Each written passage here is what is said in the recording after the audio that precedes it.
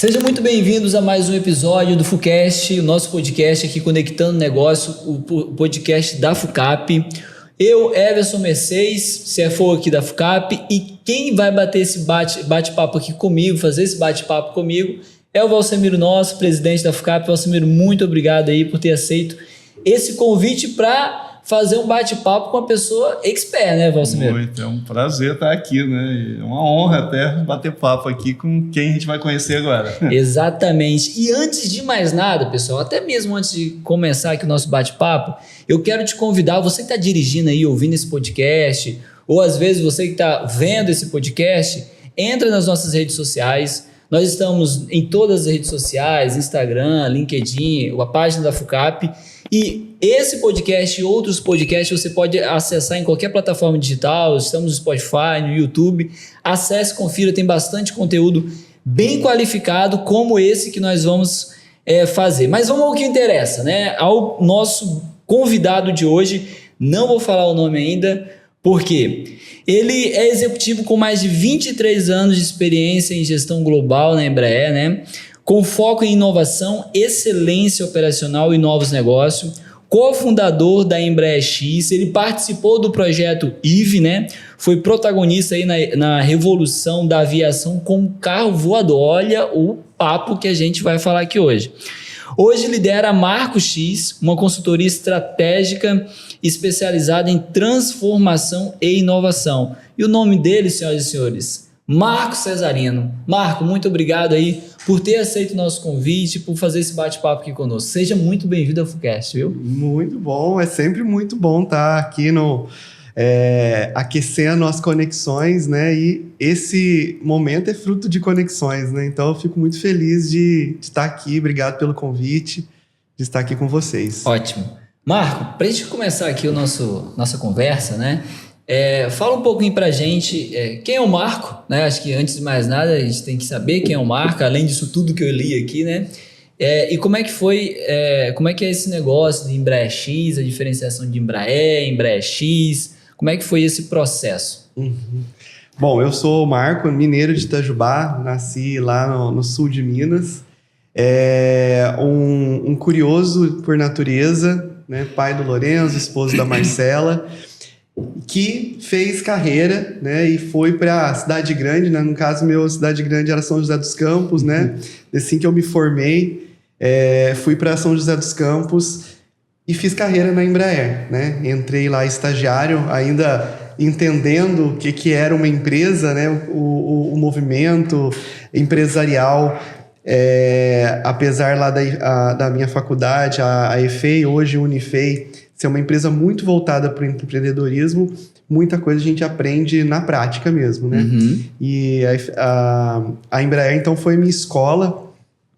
E na Embraer, eu divido a minha carreira na Embraer em 3 grandes temporadas. Uhum. Uma primeira temporada mais voltada para estratégia e gestão, nas nossas unidades de serviços, que são as unidades, as nossas, eu troco os pronomes até hoje, porque eu já saí da Embraer, mas a Embraer é do Brasil e a gente continua falando nós, porque ela é de todos nós, né? Sinal de que vestiu bem a camisa. Não, 23 anos, ou é louco ou vestiu a camisa, né? Louco eu não sei, um pouco eu sou, mas... Não, tranquilo. Mas a unidade de serviços, né, que são as unidades que estão ali no front com os clientes, né, onde a Embraer ela é uma empresa que basicamente a base de clientes é fora do Brasil, né? Uhum.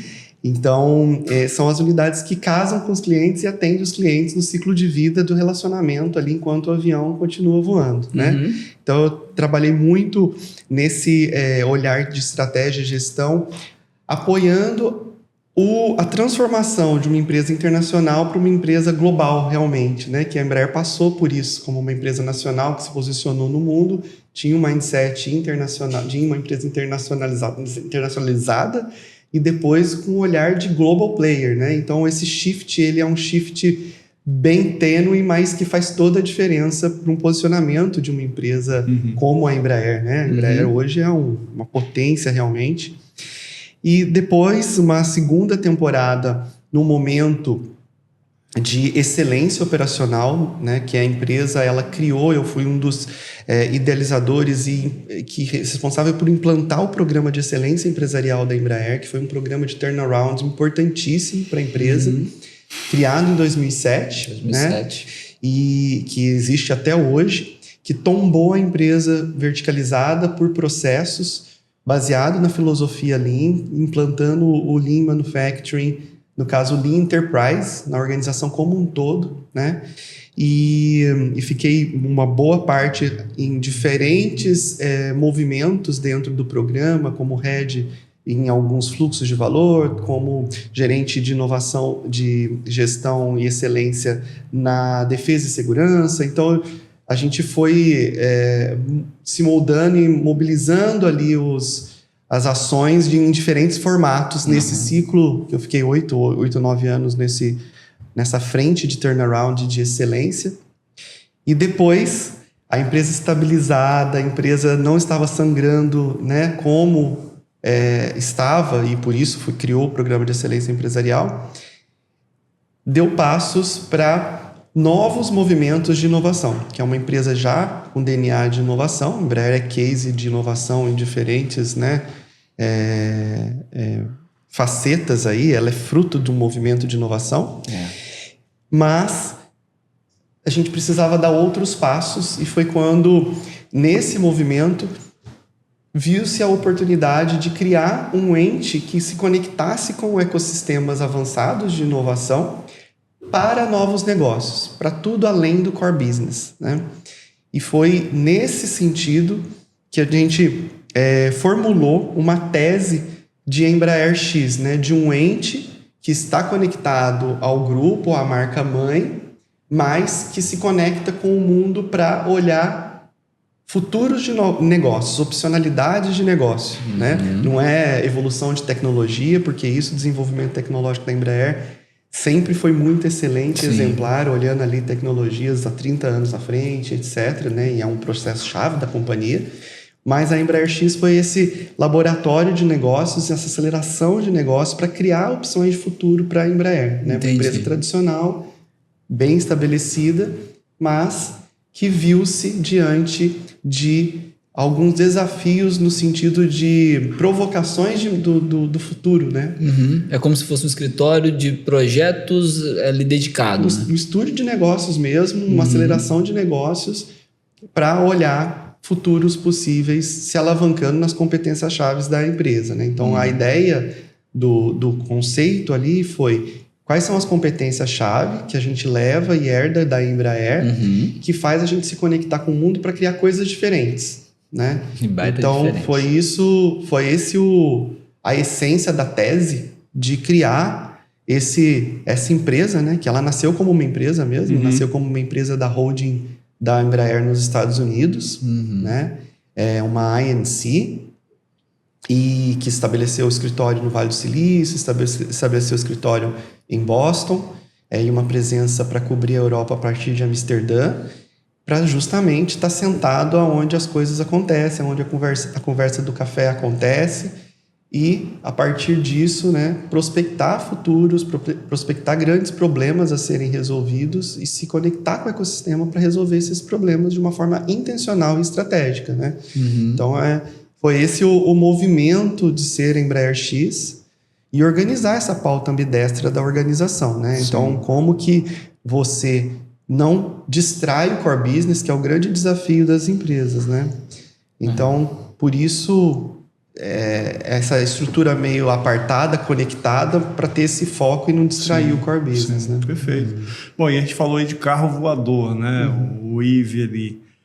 Até então a gente ouvia falar de carro voador, né, nos desenhos animados, nos filmes de ficções, né? E agora a gente vê que isso é palpável, né? Ou seja, algo que está tornando-se realidade realmente aí a partir do projeto que você desenvolveu lá. Como é que você vê, né, o impacto disso no setor de transporte de forma geral para o futuro?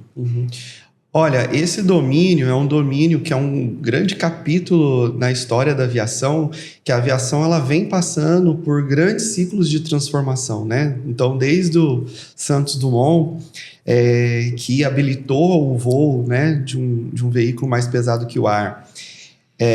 Depois, a era dos jatos, né, o Jet Age, que trouxe ali, encurtando distâncias e popularizou até um olhar glamourizado da aviação. Depois, o advento das low-cost carriers, né, que democratizou um pouco mais o voo, barateando, né, com um misto de eficiência operacional e mais acesso para todos, né, encurtando aí ainda mais as distâncias com mais pessoas voando. E agora esse movimento que vem ainda democratizar ainda mais a aviação para dar acesso a mais pessoas, né, que é a mobilidade aérea avançada. Esse é o grande movimento que está bem hoje desenhado lá no começo, quando a gente começou a levantar esse problema a ser resolvido, ainda era muito incipiente, né? Hoje em dia, se você entra na página da própria NASA ou na página da ANAC, né, Agência Nacional da Aviação Civil aqui do Brasil, você vai ver que tem uma aba lá específica da mobilidade aérea avançada, né? Inclusive, para quem quer estudar um pouco mais, é bem interessante, né? Porque ela é bem estruturada, como em tudo na aviação é muito estruturado, né? Então, a gente está falando desse capítulo, você viu, que é a mobilidade aérea avançada, que inclui a mobilidade aérea urbana. Então, são dois segmentos: a mobilidade aérea urbana, para voos dentro da cidade, né? E a mobilidade que é regional, né? O Regional Air Mobility, ou RAM, né? Que é um olhar mais de intercidades, né? Interurbano, vamos dizer assim, né? Que conecta um voo um pouco mais longo, né? Mas os dois são chamados de mobilidade aérea avançada. E isso é um movimento sem volta, né? Porque a demanda latente que o congestionamento traz para a vida das pessoas e a tendência dos centros urbanos a se tornarem cada vez mais urbanos, né? Apesar da pandemia de ter tido um êxodo ali, né? um espalhamento para as pessoas da qualidade de vida, as cidades continuam crescendo e a tendência é de crescimento, né? Então esse foi o primeiro problema a ser resolvido, né? Como que a gente ajuda a transformar esse congestionamento num outro movimento de mobilidade, né? Então, isso foi um dos problemas que a Embraer-X focou, e eu participei do começo, do início, a gente precisou ali dividir para conquistar. Então, e esse movimento que é uma corrida, né? Por quê? Por conta da demanda e por conta dos avanços da tecnologia, né? E do modelo de negócio que está por trás para viabilizar esse futuro, né? Então, a gente está falando de um futuro de desafiar a dinâmica das cidades, que a gente fala de uma mobilidade aérea urbana com o eVTOL, que é o nome técnico do carro voador, que no fundo não é carro, é mais um drone que carrega a gente. E a história, né, dos bastidores, só fazendo um parênteses, é carro. Por que carro, né? Porque quem mobilizou essa corrida grande no mundo e democratizou essa informação foi a Uber. A Uber, ela criou uma unidade de negócio chamada Uber Elevate, que foi vendida, né? Não existe mais. E a Uber Elevate, ela foi um movimento gigante de expor esse problema, porque o que a Uber fez com o mundo foi digitalizar o ir e vir das pessoas, né? É um grande case de digitalização. No fato, se a gente olhar, é um case de digitalização e expôs esses dados de congestionamento, porque ela tem acesso aonde as pessoas querem ir, quando, né, e quanto tempo elas ficam paradas no trânsito. E quando ela expôs... Tem muito dado ali, né? É muito dado. E o que me impressionou muito, né, gente, a Uber Elevate criou o Uber Elevate Summit. Que ela fez 2 ou 3 edições. Eu participei de uma que foi em Washington, D.C., em 2019... E um evento, assim, classe A, realmente bem à la unicórnio, né, moderno do Vale do Silício, né? Vamos pensar assim, né? E ela tinha um time de 1.300 engenheiros de software só dedicado ao Uber Elevate. Assim, que era um misto, né? Que era os dados da Uber, né? Do ir e vir das pessoas, mas muito voltado para essa mobilidade, o algoritmo do que seria esse futuro da mobilidade. Quando a Uber expôs isso, chocou o mundo, imobilizou o mundo numa corrida mesmo, né? E aí popularizou como táxi voador, carro voador, e entrou nesse paradigma, né? E naquela época também, que foi outro dado que a Embraer mapeou de disrupção, além desse movimento, né? Tinham algumas startups lá no Vale do Silício de carro voador mesmo, que tem até hoje, né? Vira e mexe a gente vê um videozinho de configurações de carros, né? Que são modulares, tem um módulo de um drone que você entra e voa, né? Na carroceria, e assim vai. E tinham várias lá na época, eu acho que o nome era Terrafugia, tinha um modelinho de um carro que abria a asa mesmo, voava e tal. Então, estava muito no hype também disso. E eu acho que essas duas coisas viraram, né? O táxi voador, o carro voador e etc, né? E a Uber realmente tem um poder de impacto ali. E aí virou carro voador. Mas o nome técnico é eVTOL. Então, entrando lá na NASA ou na ANAC, vai ver os nomes técnicos, né? Então, no caso da mobilidade aérea urbana, é o I de elétrico, né? E VTOL, que é de Vertical Takeoff and Landing, né? Então, é um veículo elétrico de decolagem e pouso vertical.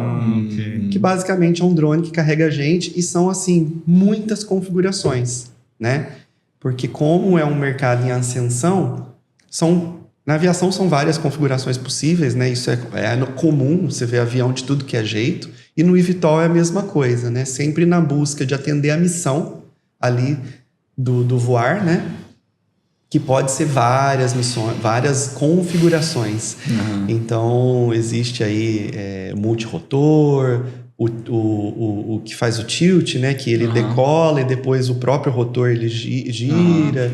E é isso que é o nome técnico do eVTOL. E né? você acha que assim, dentro dessa perspectiva de fato, de transformação digital, a gente está falando de inovação, pensar diferente. Hoje nós temos um projeto ali, né? Inclusive, nós tivemos aqui nessa mesmo o Antônio Garcia, que foi um dos pelo menos que eu vi ali, foi uma das primeiras pessoas que apresentou esse projeto aí que eu tive acesso, né? Em quanto tempo você acha, já que você participou ali, né, do início do projeto, quanto tempo nós vamos começar a ver isso rodando por aí? Olha, já, né? Porque não tem, o que você comentou, não tem volta. Né? E quando já é tem que data, você acha? né? Não, e já aconteceu. Agora em Austin, eu estive no SXSW, né, que é um evento incrível de aviação, que eu já participo há um certo tempo.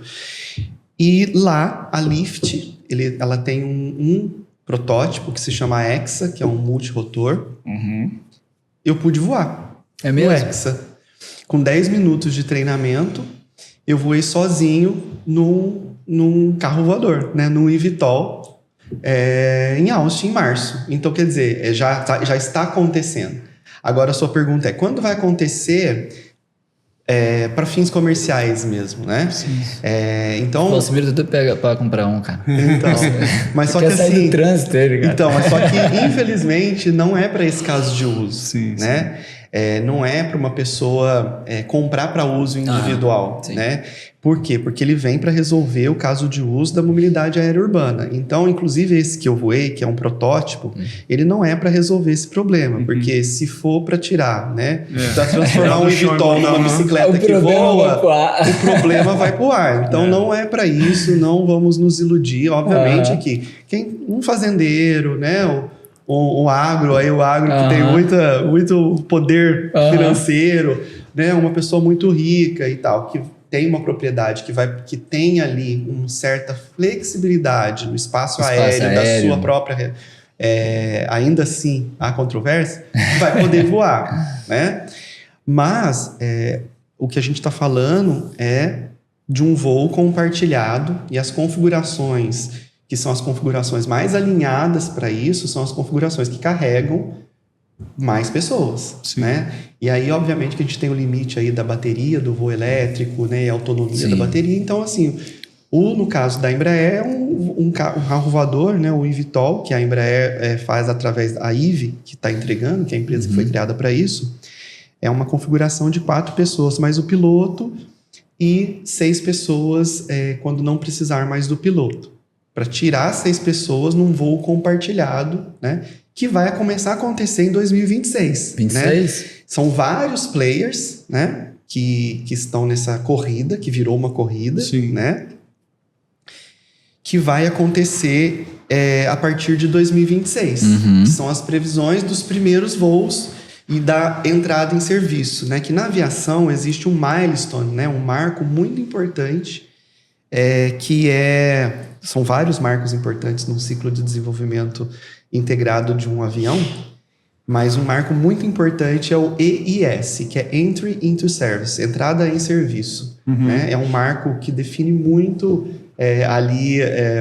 o fim comercial, né? É o marco que define o fim comercial do avião, né?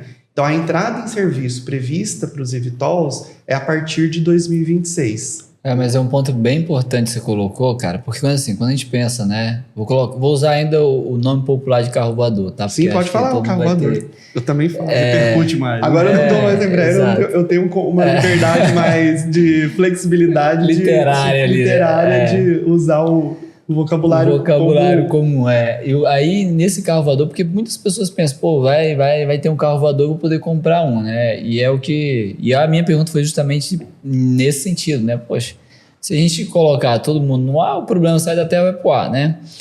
E aí é muito importante a gente também já situar, né? Não, é um propósito para resolver o problema de fato do transporte de mobilidade, né? E aí um dos pontos é o compartilhado. Você começou da Uber aí, né? A Uber, no mesmo tempo, ela tem muito dado, ela trouxe ali digitalizou, né, a mobilidade, mas ao mesmo tempo ela colocou mais carro no chão, né? Ela colocou mais carro rodando. Nesse aspecto aí, falando de planejamento do projeto, do negócio, como é que foi o processo do planejamento para que até chegasse nesse protótipo onde você voou, né?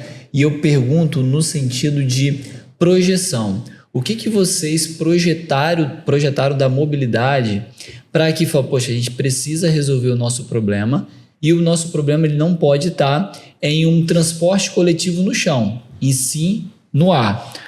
Como é que foi essa sacada, né? Como é que dentro da Embraer para que se tenha isso? E ainda, eu gostaria que você complementasse a sua resposta, como é que vocês viram isso diante de toda a transformação digital, toda a transformação de tecnologia que nós estamos vivendo? Aí vem modelos de inteligência artificial avançado. Até um tempo atrás nós não ouvíamos sobre essa questão de drones. Hoje nós já ouvimos drones, por exemplo, no agronegócio, que é do tamanho do carro, às vezes até muito maior para trazer uma resolução para o agronegócio.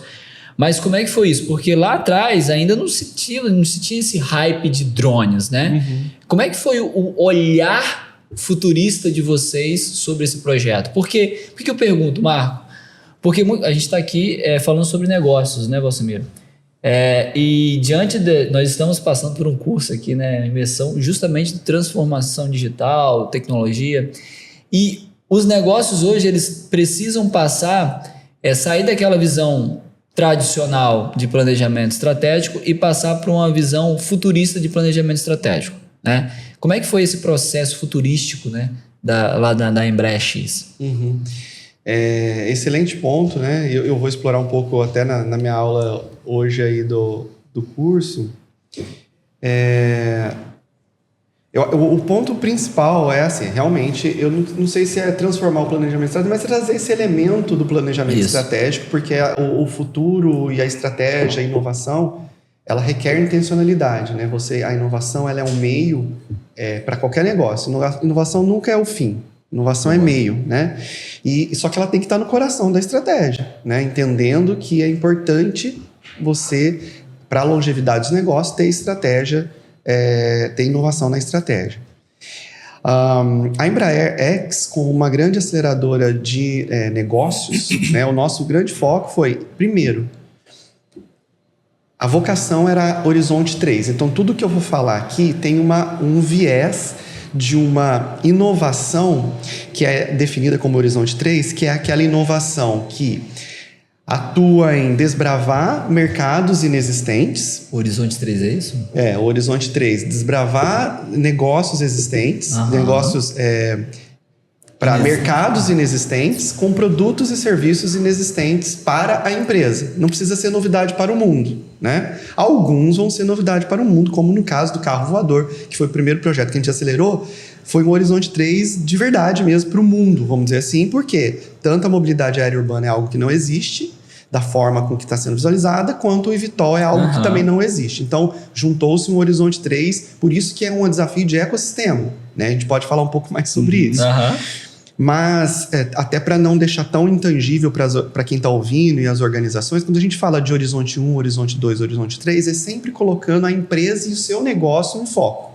Então, para o meu negócio, o que é Horizonte 1? É o core business. Mercados conhecidos com produtos e serviços conhecidos. O que é Horizonte 2? O que eu transbordo daquele produto para um mercado que eu não conheço. Então, eu estou transbordando um produto conhecido para um mercado inexistente, ou eu estou fazendo um produto novo para um mercado que eu já sei conversar, já sei vender, já tenho funil, já tenho tudo, né? E o Horizonte 3 é a junção disso tudo, né? O inexistente do mercado com o inexistente do produto e serviço. Então, a Embraer X, ela nasceu com essa vocação como aceleradora de negócios mais voltadas para o Horizonte 3. E nesse caso, requer realmente métricas, um modelo mental, um raciocínio de Horizonte 3, um pensamento e uma gestão ambidestra, né? Que foi a grande transformação, a gestão da mudança que nós tivemos que fazer com a própria Embraer, né? Trazendo essa competência ambidestra. Por que eu vou falar isso, né? Eu vou explicar aqui na sua pergunta. O primeiro ponto é entender o problema a ser resolvido. Porque é isso que vai impulsionar um negócio Horizonte 3. Assim, tem um apelo de um problema que ainda não tem solução mesmo, que precisa. Por quê? Porque naquele momento você não vai ter como provar o retorno do investimento. A métrica não é ROI, né? E by the way, né? Vamos dizer assim, né? E, por sinal, todo o Horizonte 3, o grande desafio é você fazer o tal do de-risking do negócio. O que é o de-risking? É como que você mitiga esse risco, que é uma aposta de risco, né? Alto risco igual alto valor, né? Isso aí. Então, autopossibilidade de valor. De valor. Né? É uma aposta, é um negócio de risco. E o negócio de risco, a grande ciência das aceleradoras, né? E dos processos é de como você, desde o começo, ganha certeza. Como você, desde o começo, estabelece pequenos experimentos para validar suas hipóteses. Então, em qualquer negócio, a primeira hipótese é sempre a hipótese de desejo. Tem algum apelo de que isso vai resolver um problema e, portanto, ele vai ser demandado, ele vai ser desejado pelas pessoas, ou se for um modelo B2B, por outros negócios. Então, tem um apelo de problema a ser resolvido? Então, um grande desafio era como é que a gente resolve esse problema da mobilidade aérea urbana. E isso tem que estar incorporado já na pesquisa que você vai fazer, pesquisa de todos os modelos, né? Pesquisa ali com as pessoas. As pessoas vão desejar voar em um negócio ou elas vão só vai amplificar o medo de voar? Que isso é fato, né? Claro. O medo de voar é um fato. Exato. Então, e se é para resolver a mobilidade aérea urbana, não pode ser para uma pessoa só, que nem esse modelo que eu voei da Lyft, que era um modelo de uma pessoa só, que é super legal, mas não é para resolver. Então, tem que ser já, como é que eu idealizo um negócio para voar com mais pessoas dentro? Passando essa etapa do desejo, de validar o problema, isso é um problema, e aí como que a gente valida também? Do ponto de vista mercadológico, né? Que é uma outra vertente que você tem que juntar, porque o produto só, ele também é meio. Todo produto e serviço, ele é meio para quê? Ele é meio para o seu negócio dar certo. É como você entrega o seu negócio para o mundo. Mas, no fundo, o business é o business, né? Como é que disso você faz dinheiro? Como é que você gera nota fiscal lá no final? Então, qual que é a outra vertente a ser validada também, que foi um outro grande desafio? As hipóteses de negócio.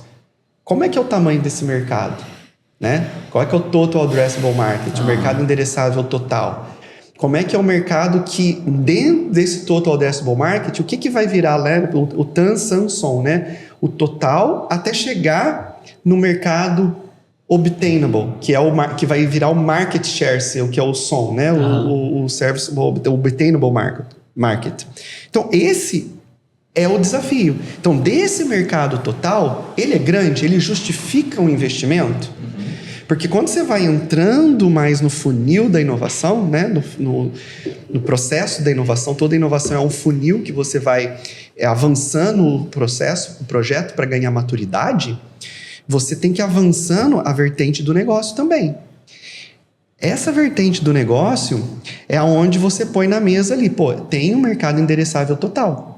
E se a organização não entende que essa é uma métrica importante e fica pedindo ROI, é um ROI de algo que eu não tenho. Porque torturar a planilha é a parte mais fácil. Torturar a planilha e fazer PowerPoint bonito.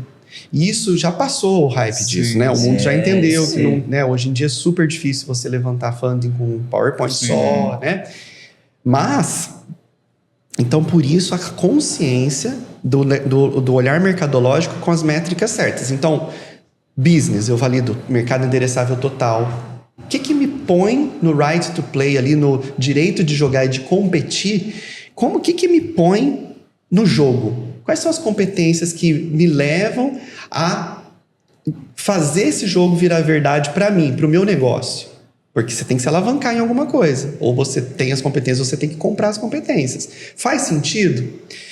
O mercado fazendo sentido, você vai então estruturando como que seria esse modelo de negócio. Eu vou entrar como nisso, né? E aí pode ser de várias maneiras. Eu vou entrar só como um provedor do negócio que voa? Eu vou entrar como um operador desse negócio que voa? Eu vou entrar como a plataforma que consolida a demanda, como a Uber, 99 Táxi, que vão ser as plataformas que vão consolidar essa demanda? Como que eu vou entrar nesse mercado? Que papel que eu quero ter? Justifica?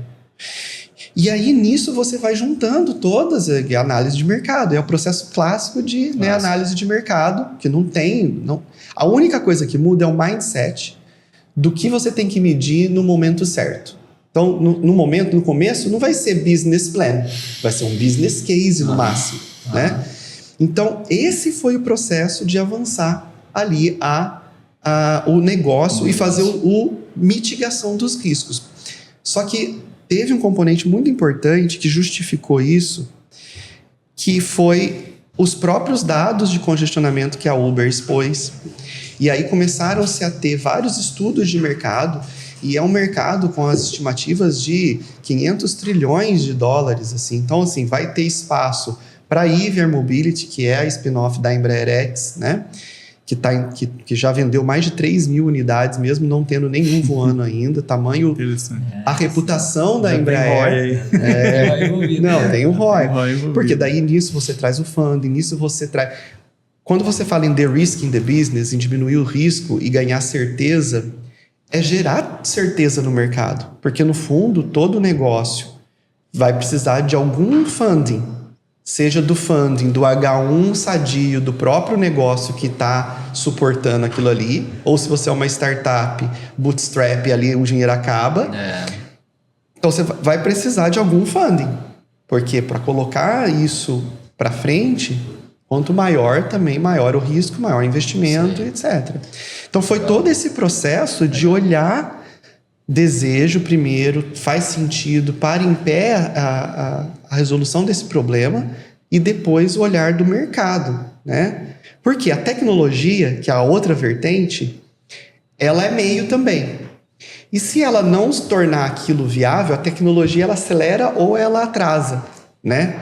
Que é um desafio desse mundo do carro voador, né? Então, a gente fala que a viabilidade técnica é acelerador ou detrator ali. Sim. Porque se a tecnologia não está pronta para aquele seu negócio, ele não vai ser viabilizado, mas ela é sempre meio, né? Então, a gente foi evoluindo essas 3 vertentes junto para poder justificar e aí levantar dinheiro e tal. Legal, Valcimiro, que o Marco colocou aqui, ele trouxe um conceito tradicional, com a visão futurista, que é o que o Igor Ansoff ele traz dentro da estratégia, né? Que é a matriz Ansoff. Quando você falou Horizonte 3, o que é o Horizonte 3? Você foi explicando, falou, poxa, é a diversificação da matriz Ansoff, né? Da questão de estratégia. Por isso que é importante ali que você comentou, né? O planejamento estratégico tem que ter um olhar futurista e colocar isso dentro da visão do planejamento, da estratégia do negócio, porém trazer essa questão para dentro de inovação, né? Tem que ser o eixo. Porque o mundo está muito acelerado, né? Então, se os negócios não fazem isso, o não fazer já é uma escolha. E quem não entende que o não fazer já é uma escolha é quem fica para trás. Exato. Porque tá muita coisa acontecendo rapidamente, sendo viabilizada rapidamente. Né? O mundo pós-smartphone é um mundo muito mais acelerado, porque o próprio smartphone foi uma grande plataforma de aceleração de negócios, né? Principalmente no digital e tudo mais. Então, o mundo está se acelerando. Então, essas antecipações, né? Que é hoje o que eu faço ali, ajudando empresas, por isso que a Marco X não é uma empresa não é uma assessoria de inovação, porque inovação é de transformação de negócios, né? De acelerar essas visões de futuro, trazer para o presente isso de uma forma muito tangível, porque no fundo é igual a qualidade total, gestão. Muda o nome, você vai nos princípios lá, né? O Lean é sempre filosófico, vai estar sempre lá no Lean. Pode mudar o nome? Pode mudar o nome. A inovação mas a base é a mesma coisa. A base, novos negócios também vai mudar nome, tem nomes outros, várias componentes que são caminhos, frameworks que são importantes, mas CVB, CVC, são tudo coisas que são todos elementos que vai ajudar numa esteira clássica de novos negócios. O que muda, na minha opinião? É o modelo mental, como eu falei. Então, o processo, se você traz um modelo mental de se expor ao risco e, portanto, entender que você precisa de métricas para aquilo e não o ROI clássico que você tem para um negócio repetível, que o H1 é um negócio repetível. Para o negócio repetível é margem, é eficiência. Né? Lógico, você quer margem, você quer eficiência, você quer vender mais. Isso são desafios de H1. Só que o H3 é o seu futuro H1.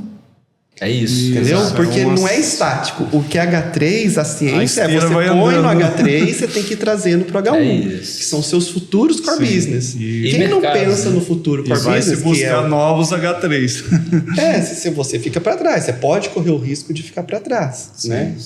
Mas, Marco, você hoje lidera lá a Marco X, né? E assim... E você falou aí que o foco dela é transformação de fato, né? Que a inovação já está...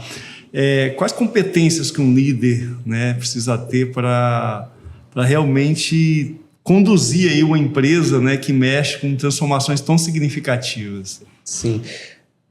Excelente ponto, porque assim, tudo é sobre gestão, né? E a gestão é liderança, né? De toda...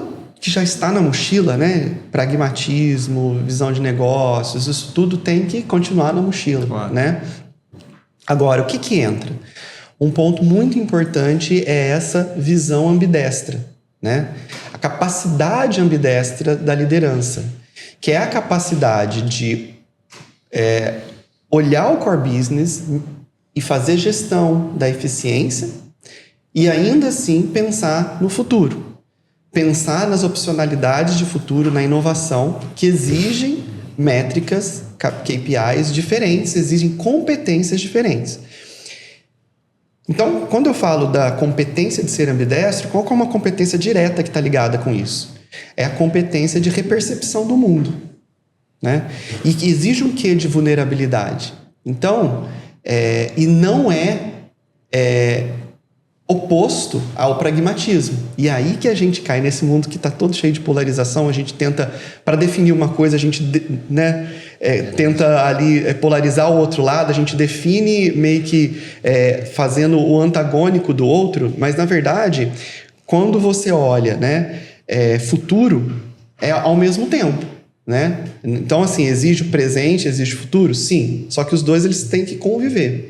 Então, quando você exige essa vulnerabilidade da liderança, que está ali no dia a dia, da eficiência, que realmente drena 80% da carga dele, como que eu penso o futuro? Como que eu repercebo o mundo? Então, o que está no centro de reperceber o mundo? Competência-chave para mim é a empatia. Então, como é que eu tenho a empatia com o planeta? E aí vem a sustentabilidade, né? Como é que eu tenho a empatia ali com o meu cliente para entender o que ele precisa sem ele manifestar, né? E aí o clássico, né? A Apple, como é que criou uma tela de vidro que não tem botão? Foi percebendo que virou uma plataforma, né? Ela percebeu, ninguém ia falar que eu preciso disso. Ela foi percebendo e ela se antecipou. Então, para mim, chave é essa capacidade ambidestra que passa por empatia, novas formas de enxergar o mundo e que não é trivial. Exige intencionalidade, né? Exige ali você se expor a coisas diferentes, né? Eventos diferentes, rodas diferentes, networks diferentes, estar no ecossistema, né? E isso aumenta o repertório corporativo, né? Então, para mim, essa é com tudo que tem que estar, porque também só isso vira o hype do que virou muita coisa do post-it na parede, do teatro da inovação. Não é isso. A inovação é para trazer nota fiscal. Então, quer dizer, você tem que ter a visão e você tem que saber colocar isso na prática. Como que eu executo essa inovação com esse mindset ambidestro, né? E aí nós, como gestores de inovação trabalhando esse processo de desenvolvimento de negócio, o grande desafio é não distrair a atenção gerencial, porque a pauta mais escassa, ao mesmo tempo, é desse líder, né? Que é pago para tomar boas decisões, né? Então, se eu distraio e se eu não sou pragmático, eu caio no hype. Então, tá vendo como o pragmatismo ele é importante, não é antagônico, ele é complementar? Porque o hype, ele tá aí, ainda mais no mundo de hoje, que você joga lá 10 tendências do futuro. Vai vir de tudo, né? O metaverso foi um grande hype que, no momento de 2 anos atrás, distraiu um pouco o mundo, porque o metaverso não é a gente ficar entrando na sala de reunião usando seta no computador. Isso não é um metaverso, né? Como muitas soluções vieram e tal, digital. Então, isso é um exemplo de distração. O que faz sentido para o seu negócio? Então, essa habilidade de ter empatia e trazer o pragmatismo no negócio é chave. Por quê? Porque é para resolver um problema real, né, do seu negócio também. Então, você tem que conectar ali com o que faz sentido para você, para realmente impulsionar o negócio da forma como o negócio deve ser impulsionado, né? Com visão de nota fiscal no final, valor e etc. Então, eu diria isso. Como é que você orienta aí, para quem está nos ouvindo, nos assistindo aí, diferenciar, né, dentro disso que você falou, né? O que é bolha e o que é realidade na inovação, né? Porque a gente tem muita bolha. Você já está com $1 milhão para me pagar? Porque esse é o cheque de $1 milhão, né? Aí tá todo mundo aqui ouvindo e assistindo querendo receber esse $1 milhão. O que você nos orienta? Ou pelo menos o que você acha para orientar? Excelente pergunta, porque inclusive quando eu voltei do SXSW em março, eu fiz um post sobre ruído e sinal. O mundo está muito hypado, né? O mundo está muito... Eu fiz 46 anos esse ano, né? Apesar que não parece, né? Que você estava falando. Metade da minha vida foi um choque, porque eu fiz as contas. Eu fiz 46 e fiquei 23 anos e 8 meses na Embraer. Ou seja, metade da minha vida eu fiquei na Embraer. Se tira a parte que você não é produtivo, eu fiquei mais da metade da minha vida produtiva numa escola muito fascinante, que é a aviação, né? Mas enfim, por que eu falei isso? Cara, e é verdade, a síndrome do impostor. Porque eu entrei um pouco na neura da síndrome do impostor ali, né? Falei assim, poxa vida, eu fiquei esse ano o tempo todo trabalhando, eu abro o meu LinkedIn, tem tanto Zé Palestrinha, tem tanto conteúdo que parece que é uma coisa mais profunda do mundo. E eu falo assim, poxa, que é espuma. Eu falei assim, não, tem alguma coisa errada, né? Aí eu levei até pra terapia, eu falei assim, nossa, não, peraí. Porque aí eu descobri que, na verdade, é o seguinte, ser blogueiro é uma profissão. É verdade. E ela exige dedicação. Trabalhar, fazer aceleração, criar Embraer X, né? Fazer transformação numa empresa clássica, como eu fiz na Embraer e tal, é uma profissão. Isso. E exige 100% do meu tempo. Portanto, pessoas. Quem é muito blogueiro nunca trabalhou com case real. Então as coisas elas são. E aí eu fiquei mais tranquilo, né? Porque... Precisa de uma terapia pra isso. Porque assim, a síndrome do impostor ela é real, né? Mas o ponto é que assim, eu acho que você trazer isso com pragmatismo, né? Olhar o problema a ser resolvido, colocar isso na prática, ela exige, né, essa separação do que é ruído do que é sinal. Né? E tem muito ruído, muita coisa nova que está sendo criada e tal. Como que eu faço, como eu ajudo as empresas, etc. Pôr o pé no chão. Então, primeiro é assim, o que você é bom? Quais são as competências? Sempre tem que partir disso. Por que eu falo isso? Porque se você não sabe que você é bom, você vai entrar em conflito com o mercado. A empresa é um coletivo de pessoas, né? A pessoa que não sabe, que não se conhece e não faz terapia, ela é a pessoa que cria problema com todo mundo. Exatamente. A empresa, como um coletivo de pessoas, também tem a psique, também tem as loucuras de um coletivo de pessoas. Então, se você não sabe o que você é bom, o que você faz, que só você faz com excelência, o que te habilita a estar no negócio, tem que entender. Esse é o primeiro ponto.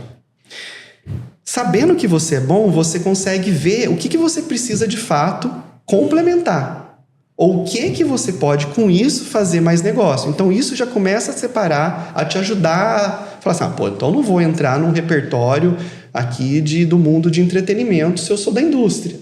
Né? Então, estou usando exemplos extremos, mas para ajudar aí você separando... Porque isso faz você olhar para fora e falar assim, mas isso está no contexto do meu negócio? Né? Faz sentido isso? Eu tenho algum habilitador que eu posso comprar ou que eu já tenho para chegar lá? Então, eu acho que isso ajuda. Mas um ponto-chave é você pensar implicações para o seu negócio. Né? Então, você vai olhar as tendências. Sim, tem muita tendência. E todo mundo acha que tendência é ali a galinha dos ovos de ouro. Tendência é só um conjunto de definições com base em sinais de algo que já está acontecendo, então informado pelo passado e pelo presente e habilitado por coisas que podem vir a acontecer de comportamento, economia, são várias frentes de tendência, então você olha isso, mas isso não é a mágica. Né? Todo mundo, cadê o relatório de tendência, gente? Não é sobre isso. É sobre sentar o bom TBC, né? Como que é? Colocar a bunda na cadeira, né? TBC. E aí, coloca a bunda na cadeira do seu negócio e entende que por exemplo, Web3, blockchain, IA, o que ela traz de implicação para o meu negócio? E aí você separa o que é ruído do que é sinal. Né? Porque no fundo o que importa é aquilo que faz sentido para o seu negócio e para as visões de futuro que você desenhou para o seu negócio. Então esse exercício, por isso a intencionalidade de trazer isso para a estratégia, porque também pensar a implicação pode ser uma forma muito rasa. Né? Pode ser, então eu tenho que comprar, assinar o GPT e assinar lá qualquer LLM para minha organização. Isso é habilitador. Mas será que é isso que vai ser o negócio do futuro? Então, você tem que ter um olhar não raso sobre isso. Somando esse ponto, então, sabendo que você é bom, que competência que te habilita a estar no futuro, você começa a separar ali um pouco do ruído do sinal. Entendendo implicações, começa a separar ruído do sinal. Né? Se alavancando em ecossistema, com case... ou fazendo inovação aberta te ajuda a separar ruído do sinal, porque a inovação aberta ela serve para isso, né? Para você co-criar futuros. Né? E entendendo nesse conjunto como um todo o que é o que faz sentido para o seu negócio de fato. Então eu vejo dessa forma e é um desafio ajudar as empresas nisso. Né? Por quê? Por conta de muito ruído, muita gente e muito conteúdo ruim, né? Que não tem lastro em caso de uso, que não tem lastro em coisas reais, né? Fica mais voltado ali para o clique mesmo, para o conteúdo em si, não para uma discussão mais ampla. Então, assim, eu acho que você acaba se distraindo mesmo, né? Marco, você, nas suas falas aí, eu vi que várias vezes você falou de ambidestria, né, organizacional. E deu para ver que você é um defensor do conceito. E eu acho sou importante, muito defensor. Que equilibra aí, né, inovação com eficiência operacional e tal. Como aplicar esse conceito nas empresas? Porque isso não está na cabeça de todo gestor, né? É verdade, existe o ser ambidestro, né, o pensar ambidestro, ele não garante a execução ambidestra, né? Porque o pensar é mental, né? E a execução exige braço, né? Exige fazer, né? Então, é um desafio muito grande sair do mental e ir para a execução. Por isso, você exige, né? E a gente está falando de negócio, né? Negócio exige governança. Então, como é que eu trago isso para a governança do meu negócio? Né? O que é a governança? Né? São os elementos que é composto por ritos, frameworks, definições, para tangibilizar aquilo. Sim. Né? Então, exemplo. Você pega o horizonte, o mapa dos horizontes, de tudo que você tem na sua frente, você categoriza usando o framework dos horizontes de inovação. Isso é um exemplo de usar um framework para organizar a pauta. Porque quando a gente fala de ambidestria, o maior desafio, é a organização da pauta. E volta no ponto que eu falei. Por quê? Porque o bem mais escasso das organizações é a atenção gerencial. Né? Talento, tudo isso eu estou falando agora aqui de gestão, né? Não estou falando que talento.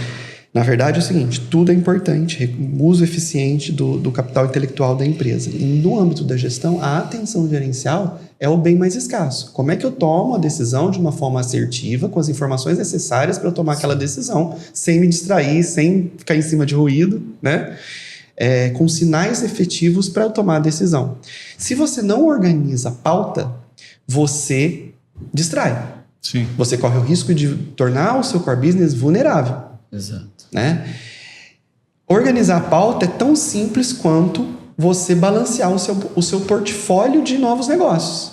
E usando os horizontes é um dos modelos para balancear. Existe a regra do 70-20-10, né? Que é uma referência, mas tudo é o apetite ao risco. Né? E quando a gente fala do 70-20-10, é muito importante para executivos e líderes sair da visão quantidade. Quantidade de projetos 70-20-10 é muito importante. O que é 70-20-10? Como você pega do 100% do seus projetos e você organiza 70% no horizonte 1, 20% no horizonte 2, 10% no horizonte 3, quando você fala de portfólio. Perfeito. Né? Então, todo negócio tem que ter um portfóliozinho. Né? Que seja ele 100% de melhoria contínua e inovação incremental. Mas conscientemente está sabendo que 100% é isso. Mas o portfólio, ele te ajuda a te direcionar. Do ponto de vista de quantidade, 70-20-10, beleza. Do ponto de vista de estratégia, o que manda é quantos por cento da receita você investe. Né? Então, essa é a sacada. Se eu invisto 5% da minha receita em projetos de novos negócios e em inovação, como é que você distribui esse seu 5%? Quantos por cento vai para desenvolvimento tecnológico se você é uma empresa de base tecnológica e tal? Se você é uma empresa de canais, quantos por cento vai para canais? Quantos por cento vai para abrir novas lojas? Depende, se é varejo, se você não é, né? Então, isso é um ponto muito importante para trazer o pragmatismo e a execução na prática. Organizar essa pauta do ponto de vista dos assuntos em si, porque você tem que trocar o chapéu. Sim. Porque esse framework ele é simples, porém poderoso. Porque quando você está falando de Horizonte 3, você usando um framework consciente, te ajuda a trazer todo mundo para a pauta do que você está discutindo. Então, gente, aqui não é H1. Vamos pôr o boné do H3 aqui?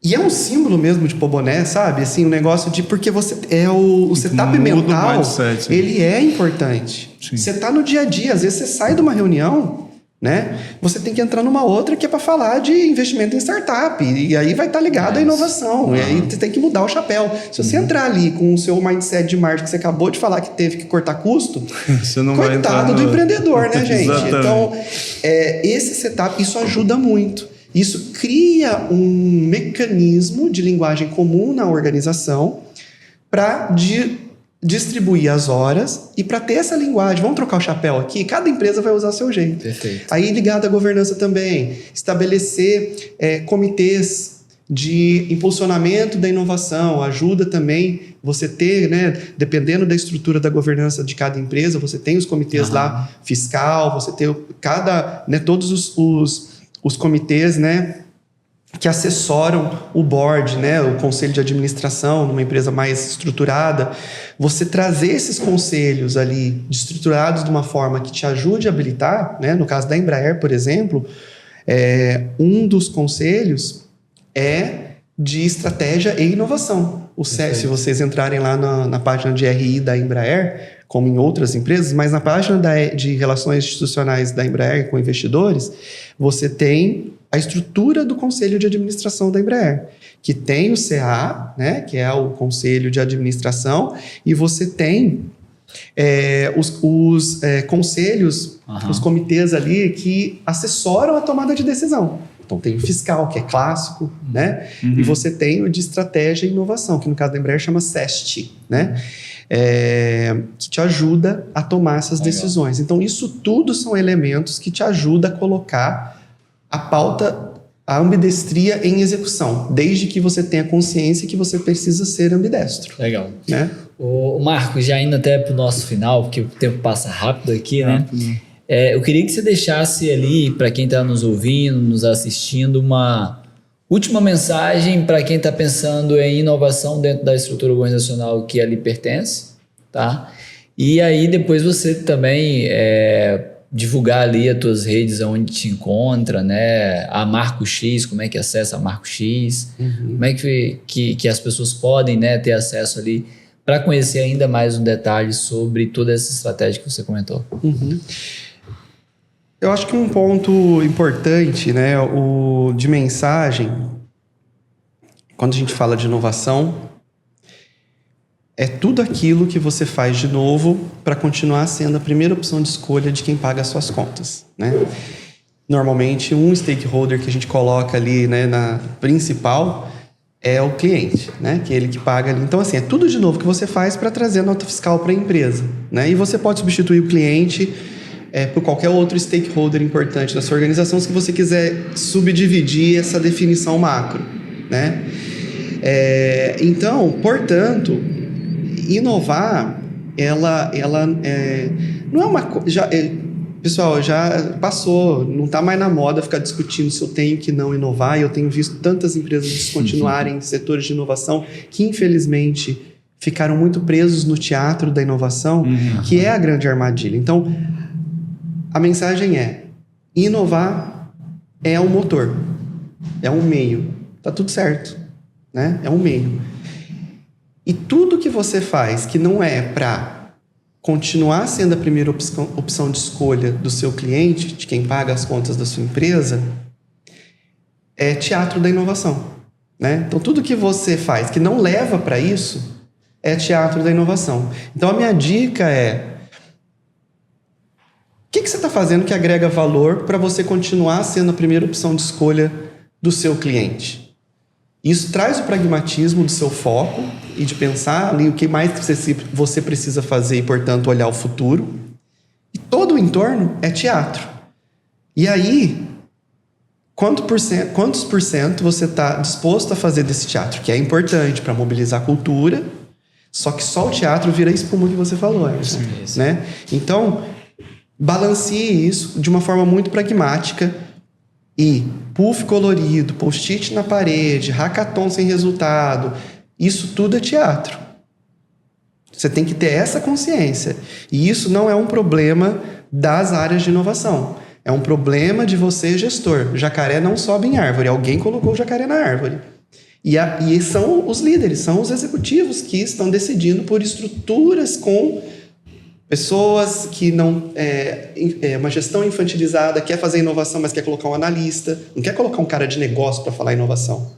Porque inovação precisa de um cara de negócio, um cara... né? Inovação é isso. Não é um movimento sem fim, né? Então, essa é a minha mensagem. E é isso que eu faço na MarcoX hoje, né? Esse advisor estratégico é como um modelo de Chief Innovation Officer as a Service ou um Chief Strategy Officer as a Service, que eu fracionei minhas horas para poder ajudar mais empresas nessa jornada de, primeiro, mobilizar para visualização de futuros e de pragmáticos de negócio ali, para onde seu negócio está indo e que se não fizer nada, o que vai acontecer com você, ajudar nesse processo, mas principalmente trazer isso para a pauta estratégica, da estratégia e estabelecer esses funis. Né? Então, a partir disso, quais são os focos e as verticais de negócio que você precisa priorizar? Seja de tecnologia, seja de tendência que você tem que acompanhar e como você constrói seu portfólio. Então, dependendo da organização, a gente entra com esse modelo ou com uma mentoria mais voltada ali para CEO, para o C-Level, para a diretoria, para ajudar nessa mobilização, meio que ser um coach, um advisor. Então, eu entro no conselho de inovação dessas empresas, um conselho mais consultivo, né, para ajudar nessa mobilização, de viabilizar futuros. Por quê? Um grande valor que eu percebo e que eu entrego para as organizações e que tem muita demanda é da curadoria. Ajudar as empresas a não cair em armadilha, porque tem muito ruído no mercado, e criar atalhos, no bom sentido do atalho, que é acelerar, né? Então, eu estou no LinkedIn, né? Marco Cesarino, pode me encontrar lá. No Instagram também, eu trago uma linguagem um pouco mais ali de cobertura dos eventos que eu vou, um negócio mais stories ali, né? Que eu gosto muito de dialogar. Então, marcocesarino.marcox, né? E a partir disso a gente conversa com quem procurar. Legal. Marco, queria te agradecer pela aula que você nos deu aqui de inovação, de estratégia. Novamente dizer que você é sempre muito bem-vindo aqui ao Fullcast, a Fucap. E obrigado e com certeza nós vamos convidar em outros encontros ali para aprender mais com você, viu? Muito obrigado, eu que agradeço, o Alcemir, o Everson aqui de estar com vocês e realmente o ecossistema capixaba, assim, vocês são uma parte importante dessa dinâmica do ecossistema capixaba e que eu tenho visto muita coisa profunda acontecer aqui, né? Porque vocês são muito focados e aplicados aqui. Espírito Santo eu não conhecia e tem me impressionado extremamente com muita coisa legal que tem acontecido. Obrigado pelo convite. Legal. Valcemiro, obrigado por compartilhar essa mesa aqui, essa conversa tão rica que nós tivemos aqui, viu? Eu que agradeço a oportunidade de participar desse belo bate-papo que a gente teve aqui. Ótimo.